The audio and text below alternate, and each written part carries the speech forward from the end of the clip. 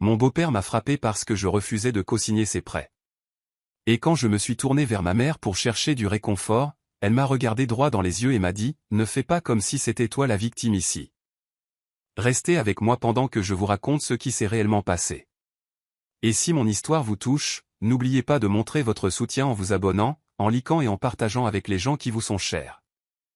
Je m'appelle Keisha Latimore. J'ai 22 ans et je me suis battue toute ma vie pour me construire un avenir meilleur.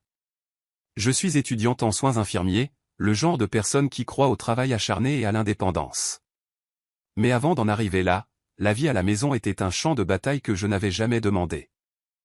Quand j'avais 11 ans, ma mère s'est remariée. Il s'appelait Maurice Banton. Au début, il semblait charmant. Il avait un sourire qui faisait croire aux gens qu'il était un homme bien, le genre à prendre soin d'une famille.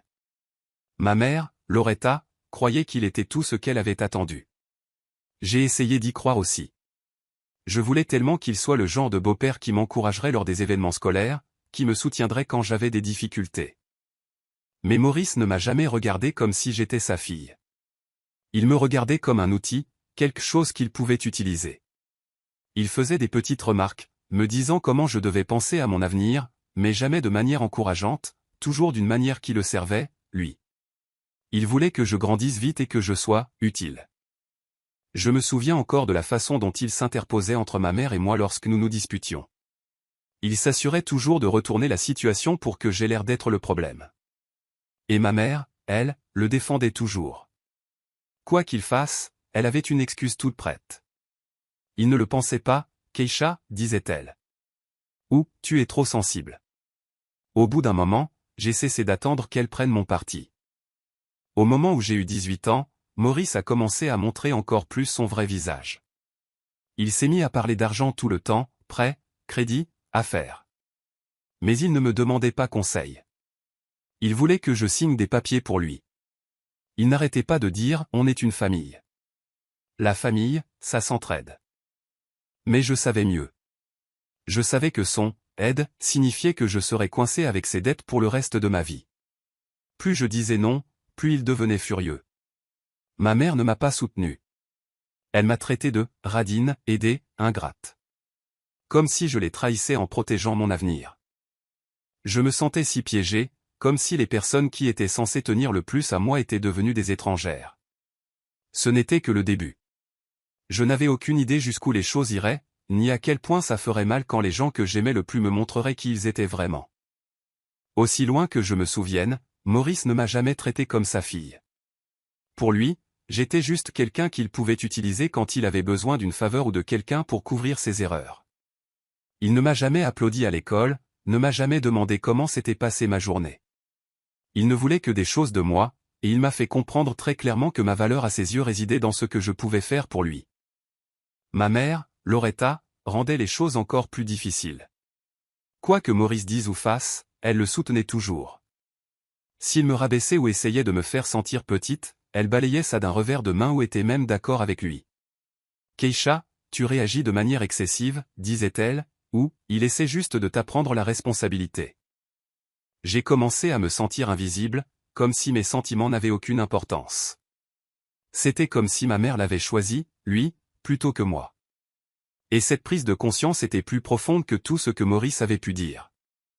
La tension a atteint son paroxysme aux alentours de mon 18e anniversaire.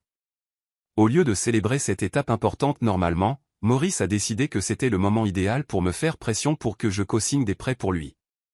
Il a essayé de faire paraître cela raisonnable, disant que c'était pour une opportunité commerciale ou un investissement qui profiterait à la famille. Mais je le connaissais trop bien à ce moment-là. Ses idées étaient imprudentes et il n'avait aucune intention de rembourser quoi que ce soit. Je comprenais trop clairement ce qui arriverait si j'acceptais. Je serais coincé, responsable de ses erreurs. Je lui ai dit non, fermement et sans hésitation. J'ai expliqué que je ne pouvais rien signer qui risquerait mon avenir. Je m'attendais à une certaine résistance, peut-être de la colère, mais rien ne m'avait préparé à ce qui allait suivre. Au lieu de reconnaître mon raisonnement, ma mère s'est retournée contre moi. Loretta m'a accusé d'être radine et ingrate, me faisant sentir coupable de refuser d'encourager l'irresponsabilité de son mari. Je n'en croyais pas mes oreilles. La personne qui était censée me protéger, qui était censé m'aimer inconditionnellement, se tenait aux côtés de l'homme qui m'utilisait. Cette nuit-là, j'ai ressenti un mélange de frustration, de tristesse et de trahison. Ce n'était pas seulement que Maurice voulait que j'assume ses dettes. C'était que ma propre mère l'avait choisi, lui, plutôt que moi. J'ai réalisé alors que je ne pouvais pas compter sur eux pour du soutien ou des conseils. Je devais commencer à penser à ma propre sécurité, à mon propre avenir, et à comment me protéger des personnes qui étaient censées tenir le plus à moi. Ce fut une leçon douloureuse, mais ce fut aussi un tournant. J'ai commencé à voir la vérité derrière le charme, les signaux d'alarme qui avaient toujours été là. J'ai compris que me défendre n'était plus une option. C'était une nécessité. Ce moment a marqué le début de ma prise de contrôle sur ma vie, même si cela signifiait affronter les gens qui étaient censés m'aimer. Un soir, la tension à la maison a atteint son apogée. Maurice m'avait harcelé toute la semaine pour que je co-signe un prêt pour une opportunité commerciale, qui, selon lui, allait tout changer. J'avais refusé à chaque fois, mais ce soir-là, il m'a coincé dans le salon, les yeux brillants d'impatience et de colère. Au moment où j'ai essayé de quitter la pièce, il m'a barré le passage, me dominant de sa taille, comme si mon refus était une sorte d'attaque personnelle contre lui.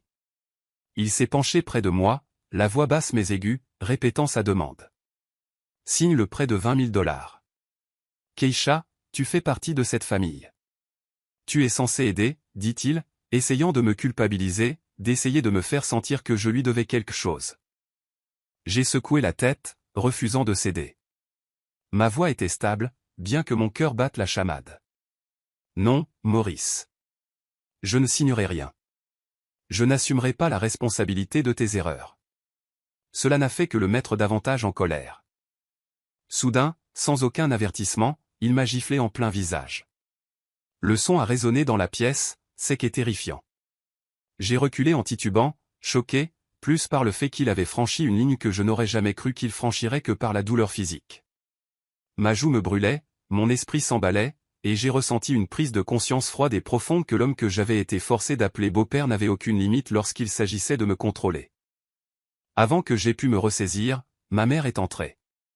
Je pensais qu'elle s'interposerait, qu'elle me protégerait, mais ce qu'elle a fait à la place a tout empiré. Les yeux de Loretta ont rencontré les miens, et elle n'a pas vu une fille blessée. Elle a vu un problème qu'elle ne pouvait pas résoudre. Ne fais pas comme si c'était toi la victime ici. Tu l'as poussé à bout, dit-elle, ces mots me frappant comme une seconde gifle. Je me suis figé. La trahison m'a frappé plus fort que la main de Maurice n'aurait jamais pu le faire. Voici ma mère, la personne dont j'avais espéré qu'elle me protège quoi qu'il arrive, se tenant derrière lui, me disant que j'étais en quelque sorte fautive. Je voulais crier, lui dire qu'elle avait tort, que c'était lui qui avait perdu le contrôle, mais les mots ne sortaient pas. Je n'arrivais pas à croire ce que j'entendais. Au lieu de réconfort ou de sécurité, je me sentais seul, piégé entre un homme qui me faisait du mal et une mère qui choisissait de le défendre. La pièce semblait suffocante. Chaque mot, chaque regard échangé entre eux le disait clairement, mon refus de suivre les plans imprudents de Maurice avait fait de moi l'ennemi. La personne qui était censée m'élever et me guider m'avait tourné le dos, me laissant seul face aux conséquences. J'ai réalisé à ce moment-là que rester là n'était pas seulement douloureux, c'était dangereux. J'ai passé le reste de la nuit assise en silence, essayant de digérer tout cela. Je pouvais sentir la colère monter en moi, mais plus que cela, il y avait de la clarté. J'ai compris que je ne pouvais plus dépendre de ma mère ou de Maurice pour quoi que ce soit. Je devais trouver ma propre force, ma propre façon de rester debout. Cette nuit-là a marqué le début d'un choix, soit rester une victime dans cette maison, soit faire les premiers pas pour me protéger, moi et mon avenir. Le choc de cette nuit ne s'est pas estompé, il s'est seulement installé plus profondément dans ma poitrine. Je suis resté assis sur mon lit pendant longtemps, à regarder le mur, ma joue me piquant encore de la gifle de Maurice. Chaque mot que ma mère avait prononcé résonnait dans mon esprit, chacun coupant plus profondément que le précédent. La personne qui était censée m'aimer inconditionnellement, qui était censée me protéger, avait non seulement échoué, mais avait pris le parti de l'homme qui m'avait blessé. Ma maison, l'endroit que j'avais toujours considéré comme sûr, me semblait soudainement suffocant, comme une cage dont je ne pouvais m'échapper. J'ai réalisé alors, avec une clarté à la fois terrifiante et libératrice, que je ne pouvais plus rester là. Rester signifierait accepter leur trahison, prétendre que leur choix ne me blessait pas, et je ne pouvais pas faire ça. J'ai attrapé un sac, y jetant à la hâte des vêtements, mes livres de cours et tout ce que je pouvais transporter.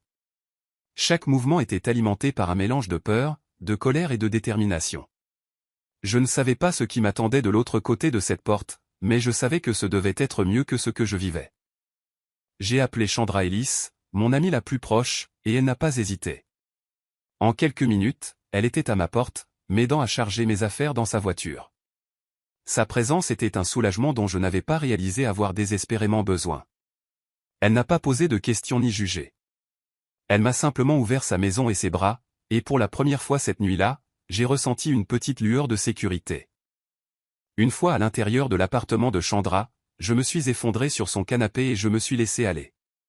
Les larmes que j'avais retenues toute la journée sont enfin venues, coulant sur mon visage alors que je racontais, en morceaux brisés, ce qui s'était passé.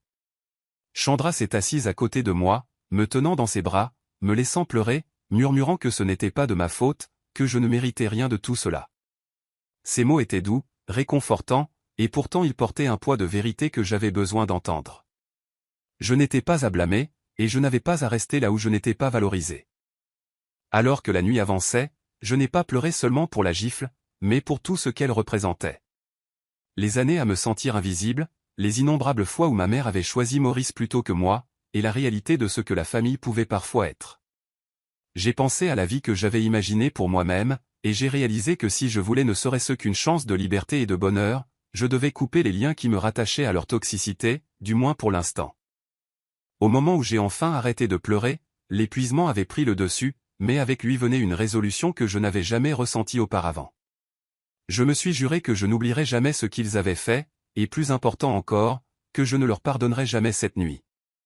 Leur trahison m'avait montré exactement qui ils étaient, et j'ai promis que je construirais ma vie selon mes propres termes, sans leur approbation, sans leur ingérence, et sans jamais laisser leurs actions définir ma valeur. Cette nuit-là a marqué le début de mon voyage, le premier pas vers la prise de contrôle de ma vie et la reconquête du pouvoir qu'ils avaient essayé de me voler. La vie seule était plus difficile que je ne l'avais jamais imaginé. Les premières semaines ont été un tourbillon d'emménagement, de déballage de cartons et de recherche de moyens de survivre sans personne sur qui compter. J'ai vite réalisé que l'indépendance avait un prix. J'avais 2 emplois à temps partiel juste pour couvrir le loyer, les courses et mes frais de scolarité. Chaque matin, je me levais avant le lever du soleil pour me préparer pour mes services, et chaque soir, je rentrais complètement épuisé, seulement pour me forcer à étudier pour des cours de soins infirmiers qui semblaient interminables. Il y avait des jours où mon corps hurlait de fatigue et mon esprit suppliait pour une pause, mais je ne pouvais pas m'arrêter. Je ne pouvais pas me permettre d'échouer, pas après tout ce que j'avais traversé. La solitude s'est installée comme une ombre constante. Ça me manquait d'avoir quelqu'un autour qui pouvait comprendre ce que je traversais, qui pouvait célébrer les petites victoires avec moi ou offrir du réconfort dans les moments difficiles. Chandra est devenue plus qu'une amie. Elle est devenue ma famille. Quand je pleurais pour les plus petites frustrations ou que je me plaignais d'être fatigué, elle m'écoutait patiemment, sans jamais juger, sans jamais offrir de pitié, juste du soutien. Elle me rappelait la situation dans son ensemble quand je perdais espoir. Un soir, après m'être plainte de me sentir épuisé et sous-estimé, elle m'a regardé droit dans les yeux et m'a dit « Keisha, ta réussite sera la vengeance qu'ils regretteront pour le reste de leur vie. » Ces mots me sont restés, alimentant ma détermination même les jours les plus difficiles. Chaque service au travail testait mes limites. J'ai appris à gérer des patients difficiles, de longues heures et la pression de prendre des décisions en une fraction de seconde dans un environnement hospitalier. Étudier les soins infirmiers était implacable, mais j'ai lentement commencé à voir des progrès. Chaque devoir que je terminais, chaque examen que je réussissais, devenait une petite victoire qui me rappelait que je construisais quelque chose que personne ne pourrait m'enlever. L'épuisement n'a jamais complètement disparu, mais la fierté que je ressentais d'avoir persévéré malgré tout ce qui était contre moi non plus. Le tournant est arrivé le jour de ma remise de diplôme. Portant ma toque et ma toge, j'ai ressenti un immense sentiment d'accomplissement. J'avais réussi à me maintenir à flot financièrement, émotionnellement et académiquement. Contre toute attente, j'avais réussi. Obtenir mon diplôme avec mention n'était pas seulement une victoire personnelle. C'était la preuve que je pouvais m'épanouir sans les personnes qui avaient essayé de me retenir. J'ai pensé à ma mère et à Maurice, à leur choix, à la façon dont ils m'avaient sous-estimé, et pour la première fois, j'ai ressenti une calme satisfaction. Peu de temps après l'obtention de mon diplôme, j'ai décroché mon premier poste à plein temps en tant qu'infirmière en traumatologie. C'était tout ce pourquoi j'avais travaillé de longues heures, des enjeux élevés et d'immenses responsabilités, mais je l'ai accepté pleinement. Chaque patient que j'aidais, chaque vie que je touchais, me rappelait ma force, ma résilience et mon indépendance. Je construisais enfin une vie qui m'appartenait entièrement, une vie que personne ne pouvait contrôler ou diminuer. Et de cette manière calme et satisfaisante, j'ai réalisé que Chandra avait eu raison. Ma réussite n'était pas seulement de la survie. C'était le genre de victoire qui leur ferait regretter de n'avoir jamais douté de moi. Maurice s'était toujours vanté de ses entreprises commerciales. Il agissait comme s'il avait tout sous contrôle, comme s'il était une sorte de cerveau capable de transformer n'importe quelle idée en argent. Mais derrière les sourires et les discours confiants, ce n'était que de la poudre aux yeux. Je savais depuis des années que ses plans étaient imprudents, qu'il dépensait plus qu'il ne gagnait et qu'il comptait sur les autres pour couvrir ses erreurs. Maintenant, en regardant de loin, je pouvais voir tout s'effondrer. Une par une, ces soi-disant opportunités ont échoué. Les accords qui promettaient des retours rapides se sont effondrés. Les investissements qu'il prétendait garantis l'ont laissé les mains vides. Ses créanciers ont commencé à appeler plus souvent, exigeant des paiements qu'ils ne pouvaient pas effectuer. Les gens qui hochaient autrefois poliment la tête à ces histoires ont commencé à l'éviter, chuchotant des doutes sur sa crédibilité dans son dos. Maurice, qui avait toujours agi comme s'il était intouchable, avait maintenant l'air désespéré et débraillé aux yeux de tous ceux qui comptaient. Les rumeurs de ses échecs ont atteint notre famille élargie. Les chuchotements sur ses dettes, ses paiements manqués et ses pratiques commerciales douteuses se sont répandus comme une traînée de poudre. Sa réputation, bâtie sur le charme et la confiance, s'est effondrée presque du jour au lendemain. Là où il avait semblé intrépide et autoritaire, il paraissait maintenant vaincu et anxieux, vérifiant constamment son téléphone, faisant les 100 pas et marmonnant sur ce qu'il fallait faire ensuite. Je pouvais presque entendre les murs de sa vie se refermer sur lui. Puis sont venus les appels. Au début, je les ai ignorés, les laissant aller sur la messagerie vocale. Mais finalement, il a laissé un message qui m'a fait bouillir le sang. Maurice suppliait de l'aide. Il voulait que je co-signe des prêts, que je couvre des paiements, que je répare le gâchis qu'il avait créé. J'ai écouté, en silence, alors qu'il essayait de tordre les mots et de me culpabiliser pour que je le sauve des conséquences même qu'il avait causées. Il parlait comme si rien ne s'était jamais passé entre nous, comme si les années de manipulation, de contrôle et même la nuit où il m'avait frappé n'avaient jamais existé. Pendant un moment, j'ai juste regardé le téléphone, mes doigts se resserrant autour de lui. Je pouvais sentir la colère monter, mélangée à un étrange sentiment de satisfaction. C'était l'homme qui m'avait terrorisé, qui avait utilisé la loyauté de ma mère comme bouclier pour m'intimider, maintenant réduit à mendier. Je n'ai même pas hésité. Je me suis souvenu de la gifle, de la peur, de la trahison, de la façon dont ma mère l'avait choisi lui plutôt que moi. Cette nuit de douleur est revenue à la charge, vive et implacable. J'ai appuyé sur le bouton pour raccrocher. Juste comme ça, j'ai coupé l'appel. Pas de mots, pas de leçon de morale, pas d'explication. Je n'avais pas besoin d'argumenter ou de me justifier. L'effondrement de Maurice était le résultat de ses propres choix, de sa propre imprudence, et je n'avais aucune obligation de le sauver. À ce moment-là, j'ai ressenti un pouvoir tranquille, un soulagement auquel je ne m'attendais pas. Il avait créé sa propre chute, et maintenant j'étais libéré du fardeau de ses problèmes. Je pouvais regarder de loin alors qu'il faisait face aux conséquences qu'il avait si longtemps ignorées, et je savais, avec une certitude calme, que c'était la justice dans sa forme la plus pure. Quelques jours après les appels désespérés de Maurice, mon téléphone a de nouveau sonné. J'ai regardé l'écran et j'ai vu le nom de ma mère. Pendant un instant, j'ai hésité, ma poitrine se serrant.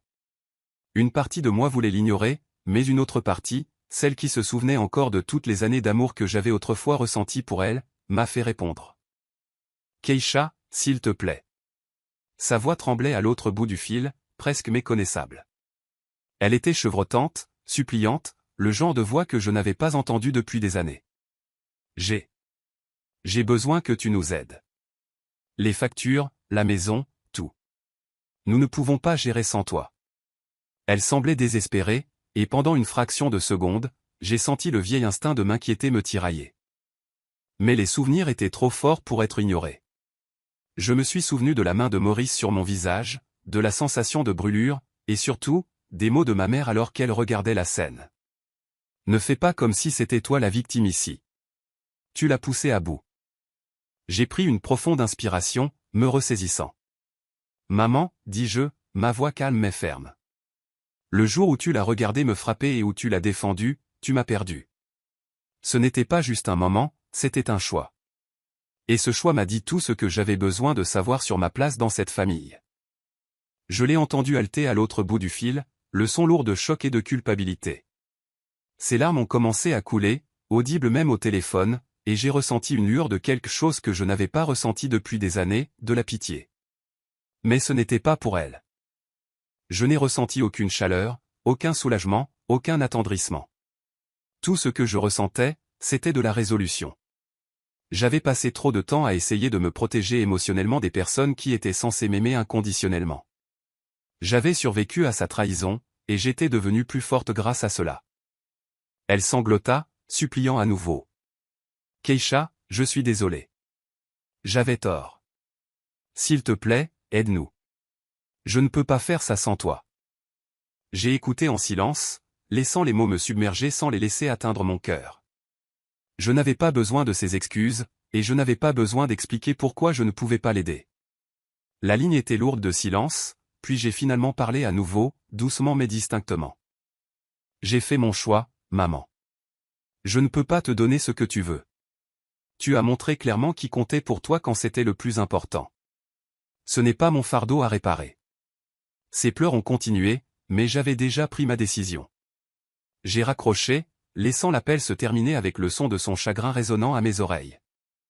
C'était un étrange mélange d'émotions, soulagement, sentiment d'achèvement et une calme satisfaction.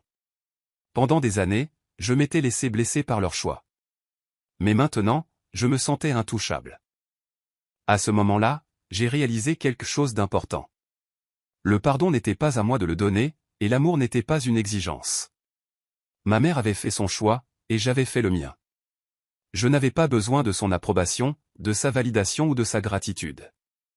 J'avais seulement besoin de continuer à avancer, de construire ma vie selon mes propres termes, et de laisser les conséquences de ses décisions être les siennes.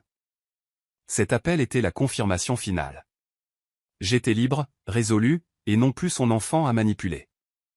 Pendant des mois, des membres de la famille m'avaient demandé pourquoi je refusais d'intervenir et d'aider ma mère et Maurice. Les réunions de famille étaient remplies de questions chuchotées et de regards insistants. Tout le monde se demandait pourquoi je restais distante, pourquoi je ne répondais pas aux appels, pourquoi je semblais si froide. Certaines personnes supposaient que j'étais têtue. D'autres pensaient que j'étais ingrate. J'étais restée silencieuse pendant longtemps, regardant les rumeurs tourbillonner, sentant le poids du jugement sans dire un mot. Mais je ne pouvais pas rester silencieuse éternellement. Finalement, j'ai décidé qu'il était temps de rétablir la vérité. J'ai convoqué une réunion de famille, non pas pour me disputer ou mendier de la compréhension, mais pour dire la vérité, la vraie vérité. Alors que tout le monde s'installait dans le salon, curieux et tendu, j'ai commencé à parler, ma voix stable, bien que mes mains tremblent légèrement. Je leur ai parlé de Maurice, comment il n'avait jamais agi comme un père, comment il m'avait toujours vu comme quelqu'un d'utile, quelqu'un à manipuler et à pressurer. J'ai décrit les demandes incessantes, les mensonges, et la façon dont il essayait de me rendre responsable de ses décisions imprudentes. Puis je leur ai parlé de la nuit qui a tout changé. J'ai décrit la confrontation où il m'avait coincé pour le prêt de $20 000, comment il m'avait giflé, et surtout, ce que ma mère avait fait. J'ai répété ces mots exacts tels qu'ils avaient été prononcés, ne fais pas comme si c'était toi la victime ici. Tu l'as poussé à bout. Je leur ai dit comment ces mots m'avaient brisé, comment je m'étais senti trahi par la personne même qui était censée me protéger, et comment ce moment m'avait fait réaliser que je ne pouvais plus leur faire confiance. La pièce est devenue silencieuse. Je pouvais sentir le choc se propager dans la famille, la façon dont leurs expressions passaient de la confusion à l'incrédulité. Des chuchotements ont éclaté, les questions se bousculant, mais j'ai continué sans faillir. Je leur ai dit comment j'avais travaillé dur pour survivre seul, comment j'avais construit ma vie sans leur aide, et comment chaque fois que ma mère avait défendu Maurice plutôt que moi, cela m'avait profondément blessé. Je n'ai pas éludé les faits. Je voulais qu'ils comprennent pourquoi j'avais fixé mes limites et pourquoi je ne serais pas manipulé ou culpabilisé pour aider quelqu'un qui m'avait fait du mal. J'ai regardé les visages changer, certains membres de la famille luttant pour réconcilier la mère et le beau-père qu'ils pensaient connaître avec la vérité que je révélais. J'ai vu des yeux s'écarquiller devant la trahison de ma mère et un mélange de pitié et de colère dirigé contre Maurice pour ce qu'il avait fait. Au moment où j'ai fini de parler, il y avait un lourd silence. La vérité avait été mise à nu, et elle ne laissait aucune place à une mauvaise interprétation. À cet instant, Loretta et Maurice se sont retrouvés isolés. Ils ne pouvaient plus se cacher derrière les apparences, ne pouvaient plus manipuler les récits pour se faire passer pour innocents. J'avais dit ma vérité, et elle tenait bon. La famille ne pouvait plus me faire pression ou remettre en question mes choix, car ils savaient exactement pourquoi j'avais agi comme je l'avais fait. Ce n'était pas de l'entêtement, ni de l'ingratitude. C'était de l'autoprotection et de la justice. Pour la première fois depuis des années, je me sentais complètement vu et validé, non pas par ma mère, mais par la vérité elle-même, qui m'avait enfin libéré du poids de leurs mensonges et des attentes de tous ceux qui les entouraient. La chute de Maurice fut rapide et complète. Ses soi-disant entreprises commerciales se sont effondrées les unes après les autres, le laissant crouler sous les dettes. Les créanciers le harcelaient jour et nuit, exigeant des paiements qu'il ne pouvait pas effectuer. La maison dont il s'était vanté d'être propriétaire est devenue une source de stress constant, chaque paiement manqué lui rappelant ses échecs. Sa voiture, celle qu'il exhibait lors des événements familiaux, a été saisie après qu'il n'ait pas pu rembourser le prêt. Les gens qui hochaient autrefois poliment la tête à ces histoires l'évitaient maintenant complètement, et ceux qui lui avaient fait confiance financièrement lui ont tourné le dos, le laissant avec rien d'autre que le poids de sa propre imprudence. Loretta, qui s'était toujours comportée avec un sentiment de fierté et de supériorité, faisait maintenant face à une dure réalité. La grande maison dont elle avait profité et le confort qu'elle avait tenu pour acquis avaient disparu. Elle a été forcée d'emménager dans un appartement modeste et exigu avec Maurice, un contraste frappant avec la vie qu'elle avait affichée. L'espace était restreint, les murs fins, et chaque jour était un rappel que les choix qu'elle avait faits choisir Maurice plutôt que sa fille, se ranger de son côté au détriment de la vérité et de l'amour avaient des conséquences. Sa fierté, autrefois inébranlable, pliait maintenant sous la pression de la réalité. Pendant ce temps, je construisais une vie qui m'appartenait entièrement. Chaque nuit tardive au travail, chaque moment passé à étudier, chaque sacrifice que j'avais fait en jonglant avec 2 emplois avait payé. J'avais enfin acheté mon propre appartement, un endroit qui n'appartenait qu'à moi. Franchir la porte d'entrée, tourner la clé et savoir que personne n'avait le pouvoir de me contrôler ou de me menacer dans cet espace me remplissait d'un sentiment de liberté indescriptible. Pour la première fois depuis des années, je ressentais pleinement le poids de l'indépendance, et c'était exaltant. Le contraste entre ma vie et la leur était indéniable. Maurice était consumé par ses échecs, frénétique et désespéré, tandis que je prospérais grâce aux résultats de mon travail acharné et de ma persévérance. Loretta, qui m'avait autrefois fait la leçon sur mon ingratitude et mon égoïsme, devait maintenant vivre dans un espace confiné avec l'homme dont elle avait excusé et défendu les actions. Leur journée était remplie de tensions, d'inquiétude et du rappel constant que le monde ne se pliait pas à leurs caprices. Je n'ai jamais exulté, je n'en ai jamais eu besoin, car la vérité de notre situation parlait d'elle-même. Le karma avait une façon d'équilibrer la balance, et cela se déroulait sous mes yeux. L'indépendance pour laquelle je m'étais si durement battu est devenue le témoignage de la vie que j'avais créée, libre de manipulation, d'abus et de trahison. De mon appartement, je pouvais voir clairement que le monde avait changé. J'étais libre, autonome et intouchable, tandis que Maurice et Loretta faisaient face aux conséquences de leurs choix. Leur confort avait disparu, remplacé par la lutte, la tension et le regret. Et en cela, je trouvais une calme satisfaction. Ma vie, construite selon mes propres termes, était le reflet ultime de la résilience et de la justice. Un rappel brutal que la façon dont nous traitons les autres finit par nous revenir. Des années plus tard, je faisais des courses dans une épicerie locale. Mon esprit était concentré sur la liste des choses que je devais acheter pour la semaine. La vie avait pris un rythme que je m'étais construit, stable, indépendant et entièrement mien.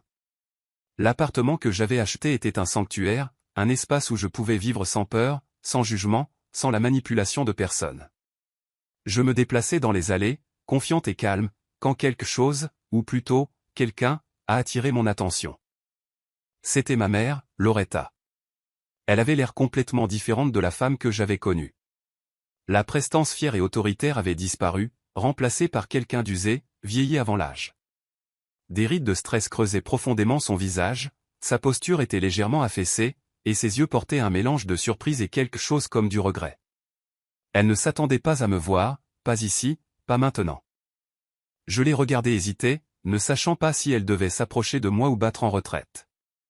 Une partie de moi voulait détourner le regard, éviter la gêne, mais une autre partie, calme, délibérée, inébranlable, m'a maintenu stable. Je me suis souvenu de tout. La gifle, la trahison, les années interminables à être sous-estimé, rejeté et blâmé. Je me suis souvenu de chaque fois qu'elle avait choisi Maurice plutôt que moi, de chaque mot qui m'avait fait sentir invisible. Et dans ce souvenir, j'ai trouvé une étrange sensation de paix. Elle s'est finalement avancée, sa voix tremblante. « Keisha » commença-t-elle, comme si son seul mot pouvait effacer des années de blessures et d'erreurs. Je ne me suis pas arrêté, je n'ai même pas tressailli. Je pouvais l'entendre commencer à dire plus, un plaidoyer, des excuses, peut-être même une explication, mais je savais déjà ce que j'avais à faire. Je suis passé devant elle lentement, chaque pas délibéré, calme, assuré. Le silence entre nous était puissant. Elle a de nouveau ouvert la bouche, et je l'ai ignoré. Je ne me suis pas retourné, je n'ai pas hésité, je n'ai pas laissé ses mots ou sa présence ébranler le contrôle que j'avais sur ma vie. Mon calme, mon sang-froid, mon indépendance, c'était mes victoires. C'était la vérité tacite de tout ce qu'elle et Maurice avaient essayé de me prendre, mais n'avaient jamais pu. Alors que je traversais le magasin, sa silhouette derrière moi devenait plus petite, ses appels s'évanouissant dans le néant. Je ne ressentais aucune colère, aucune amertume, seulement un sentiment de force calme et inébranlable. Passer devant elle n'était pas seulement l'ignorer. C'était une déclaration. J'avais survécu, j'avais prospéré, et je l'avais fait entièrement selon mes propres termes. J'étais intouchable, imperturbable et complètement libéré du poids de leur choix. Ce silence, mon refus d'engager la conversation, de me justifier, de pardonner, était ma vengeance finale.